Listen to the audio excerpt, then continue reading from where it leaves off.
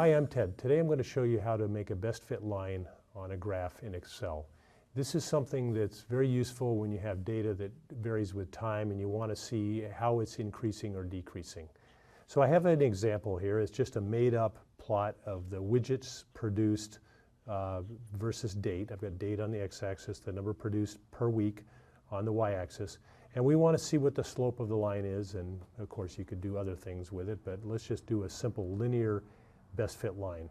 So what you do, it may look a little different depending on your computer and your operating system, but you select the data and you want to look for something that says trend line. So up here in the chart menu we've got add trend line, and you can see you have a number of different options. You can have a linear, logarithmic, polynomial, power, exponential, even a moving average, which I never use. The most common one, of course, is linear, and when you look at this data it sure looks like it's going to want to be a linear plot, so it's the default selected, so let's just say OK, and there's our line.